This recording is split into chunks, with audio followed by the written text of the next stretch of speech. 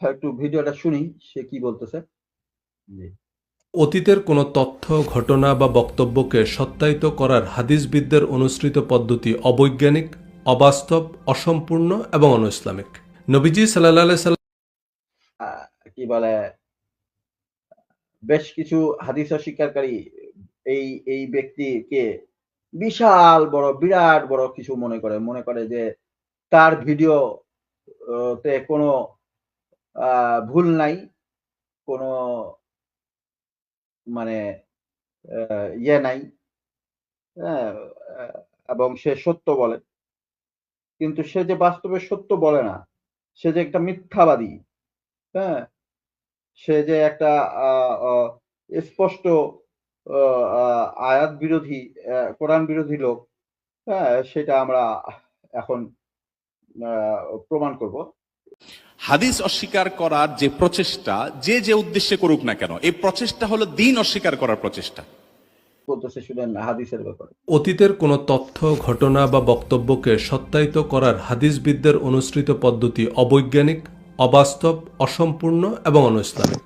নবী মানে এই বুখারী, তিরমিজি, আবু দাউদ হ্যান-ত্যান, মানে যেইসব আ আ ইয়েরা আছেন, মুহাদ্দিসগণ আছেন, উনারা যেসব হাদিস সংগ্রহ করছে এগুলা ছিল অবৈজ্ঞানিক, হ্যাঁ? মানে অ-ইসলামিক, হ্যাঁ? এবং আ কি বলে ভিত্তিহীন, হ্যাঁ? এগুলার কোনো বৈজ্ঞানিক ইয়েই নাই। মানে আ ইতিহাস সংগ্রহ করার যে বৈজ্ঞানিক পদ্ধতি, সে বৈজ্ঞানিক পদ্ধতি আ আ সম্পূর্ণরূপে ভুল। এটা হচ্ছে তার বক্তব্য। ইতিহাস সংগ্রহ করা হয়, ইতিহাস সংকলন করা হয়। যে বৈজ্ঞানিক পদ্ধতির কথা সে বলতেছে, দাবি করতেছে, সেই পদ্ধতি আর হাদিস সংকলন, কোরআন সংকলন, হ্যাঁ? এই পদ্ধতি ২ টাই একই। এর মধ্যে কোনো তফাৎ নাই। হাদিস বা ইতিহাস সংকলন, মানে ইতিহাস সংকলনের বৈজ্ঞানিক পদ্ধতি কি? ইতিহাস সংকলনের বৈজ্ঞানিক পদ্ধতি হলো প্রমাণ সংগ্রহ, যাচাই, তুলনা, বিশ্লেষণ ও নিরপেক্ষভাবে সংরক্ষণ ও উপস্থাপন করার শৃঙ্খলাবদ্ধ প্রক্রিয়া। এটাই হচ্ছে বৈজ্ঞানিক পদ্ধতি। এটা হচ্ছে ইতিহাস সংকলনের মূল বৈজ্ঞানিক পদ্ধতি হচ্ছে এটাই।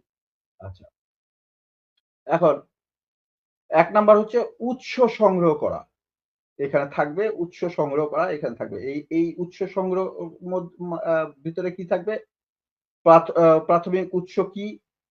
এগুলো ঘটনাকালে সাময়িক অ অ বিশ্লেষণ করে। যেমন দলিল, দস্তাবেজ, শিলালিপি, মুদ্রা, চিঠিপত্র, ফরমান, প্রত্যক্ষদর্শীর বর্ণনা। ২ নাম্বারে থাকবে গৌণ উৎস কি? সে মানে গৌণ উৎসটা থাকবে। এটা কি? এটা হচ্ছে পরবর্তী গবেষকের লেখা, ইতিহাস গ্রন্থ পর্যবেক্ষণ, গবেষণা প্রবন্ধর পর্যালোচনা এবং ব্যাখ্যামূলক লেখা। আচ্ছা। ২ নাম্বারে থাকবে ওই বৈজ্ঞানিক পদ্ধতি হচ্ছে উৎস যাচাই করা। এ এই এই উৎস যাচাই করার ক্ষেত্রে বাহ্যিক আলোচনা করা, যেমন দলিল আস আ আসল না নকল, লেখকের পরিচয়, সময় ও স্থান নির্ধারণ। তারপর এদিকে থাকবে অন্তর্গত সমালোচনা করা, যেমন বক্তব্যের যৌক্তিকতা, আ পক্ষপাত আছে কিনা যাচাই করা, আ অন্যান্য উৎসের সাথে মিল আছে কিনা, এই এ এ এটা হচ্ছে ২ নাম্বার পদ্ধতির আওতাভুক্ত বৈজ্ঞানিক পদ্ধতি। ৩ নাম্বার পদ্ধতির আওতাভুক্ত হচ্ছে তুলনামূলক বিশ্লেষণ করা। একাধিক উৎসের সাথে মিলিয়ে দেখা। বিরোধী বর্ণনা থাকলে কারণ অনুসন্ধান করা। একই ঘটনার বিভিন্ন দৃষ্টিভঙ্গি যাচাই করা। ৪ নাম্বার পদ্ধতি হচ্ছে কালানুক্রমে নির্ধারণ করা, যেমন ঘটনার সময়ক্রম ঠিক করা, তারিখ, যুগ, স আ আ আ শাসনামল নির্ধারণ ইত্যাদি।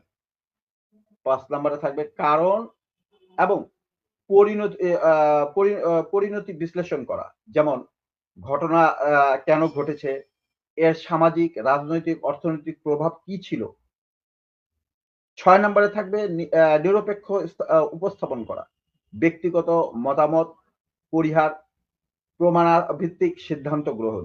আবেগ ও মতাদর্শ দ্বারা প্রভাবিত না হওয়া। 7 নম্বরে থাকবে দলিল সংরক্ষণ করা, যেমন বিভিন্ন আর্কাইভের মধ্যে রাখা, জাদুঘরে রাখা, নিজেদের ভিতরে লিখিত আকারে রাখা, মৌখিকভাবে সংরক্ষণ, মৌখিকভাবে চর্চা, এগুলো থাকবে। আচ্ছা, এখন এই যে বৈজ্ঞানিক এই পদ্ধতিটার কথা বলা হচ্ছে, এই পদ্ধতিগুলো হাদিস অস্বীকার সংরক্ষণের ব্যাপারে এগুলা প্রত্যেকটা বিষয় স্পষ্ট করে ইয়ে করা হয়েছে, কি বলে মানা হয়েছে। যেমন রাবীদের ব্যাপারে কি বলে যাচাই বাছাই করা হয়েছে, রাবীদের ইয়েগুলো জীবন ইতিহাসগুলো পুঙ্খানুপুঙ্খভাবে সংরক্ষণ করা হয়েছে, যেগুলা পৃথিবীর কোনো ইতিহাসবিদরা কখনোই কোনোভাবে এইভাবে সংরক্ষণ করেনি, সংগ্রহ করেনি, সংকলন করেনি। যারা রাবী আছেন তাদের এই জিনিসগুলো সংগ্রহ করেনি।